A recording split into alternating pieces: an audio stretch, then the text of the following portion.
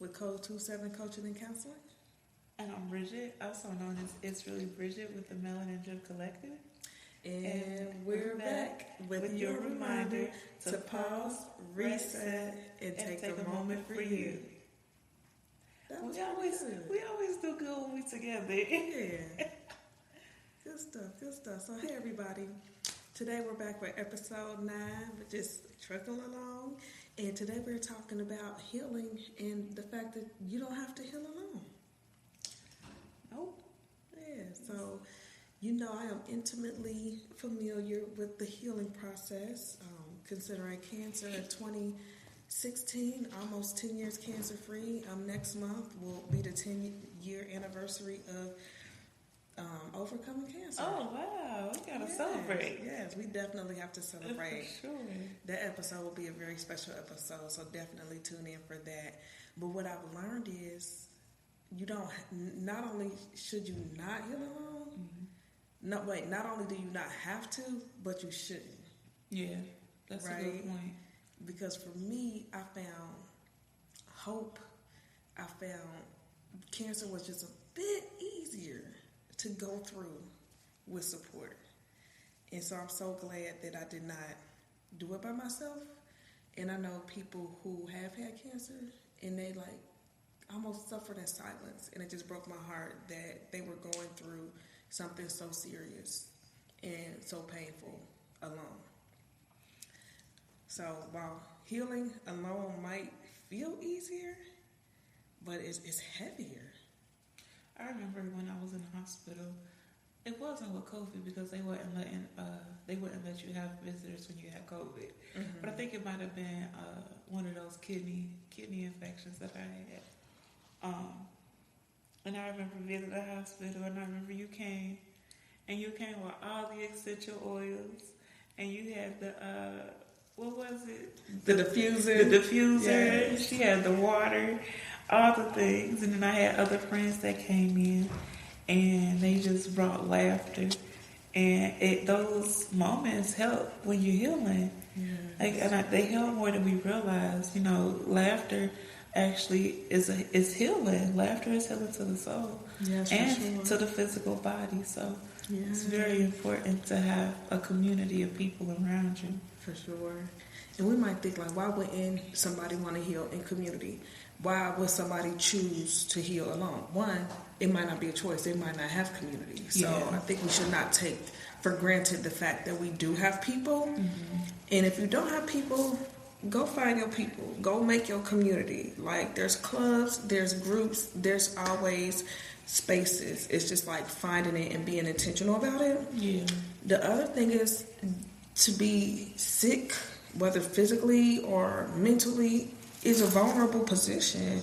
And if you've been hurt before, you might not want to be vulnerable to subject yourself to further either embarrassment or hurt or manipulation. So that consideration is real as well.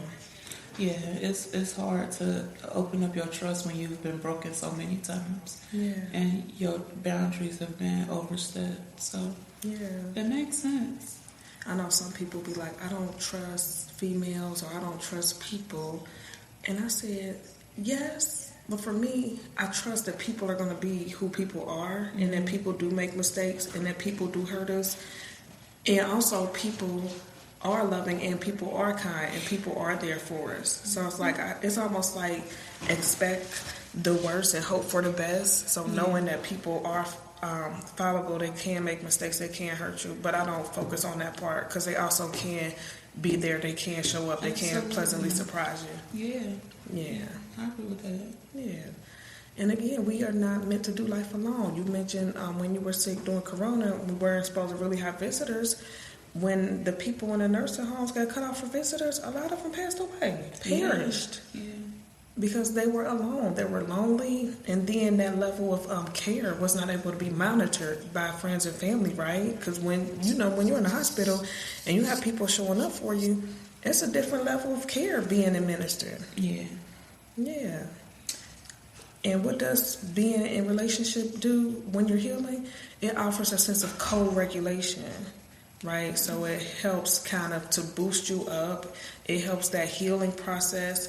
It helps you not feel so alone, because when you feel alone, it makes it heavier. And so that co-regulation, that coming together helps to regulate, bring things back to balance.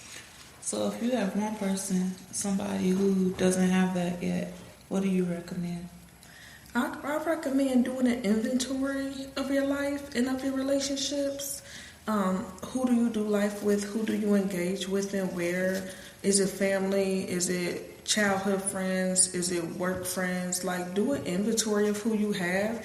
And if you're not close to those people, maybe decide to be more intentional about investing in those relationships, because relationships can go by the wayside when life happens, especially if you go into a depression.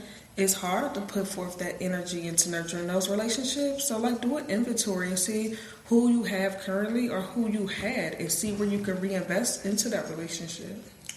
That's a good point. Yeah. That's a very good point. Yeah. And even start small. You don't have to have all those butt buddies like I had.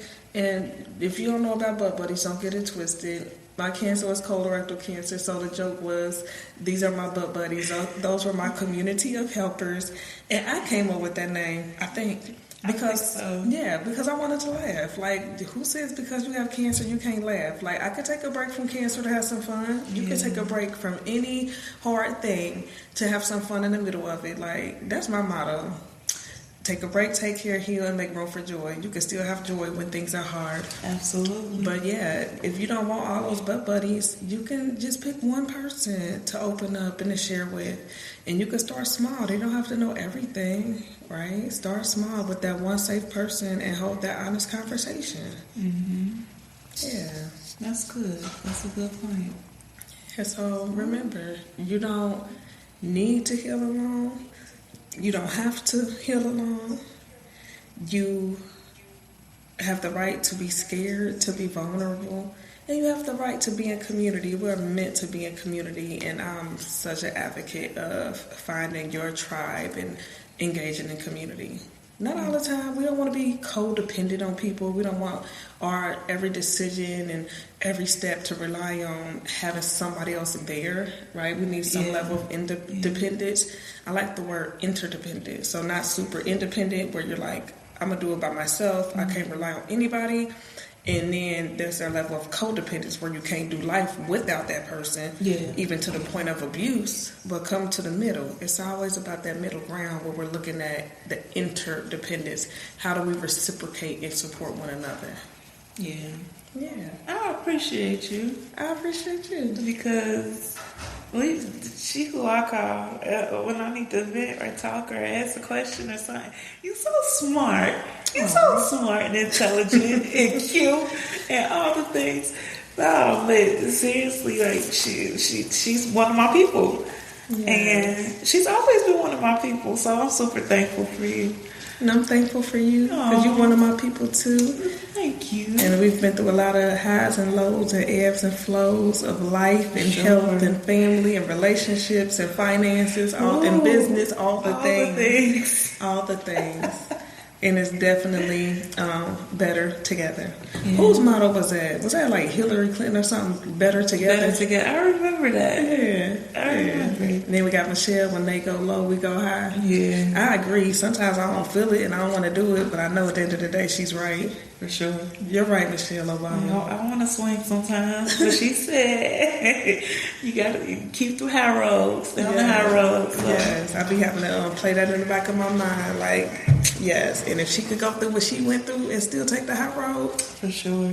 Right. So we all can do it. We all can do it. And I know she had her people of support. She had her community. She ain't go through all that by herself. Right? Yeah. So, yeah.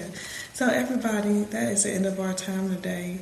Let's go ahead and pause and take a moment for our Code 27 meditative moment. When you hear that Code 27, think, this is my time for me. So, Bridget, you want to do it or you want me to do it? You can do it. All right, everybody. Let's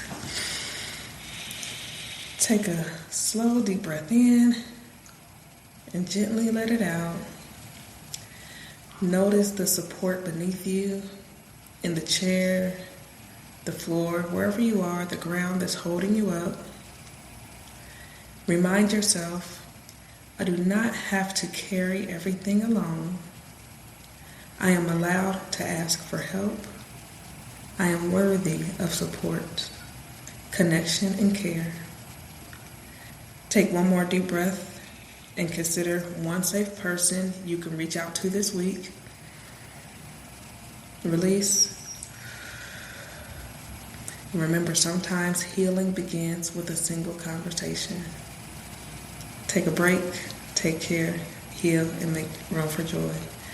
Thanks for listening. We'll see you next time. Bye.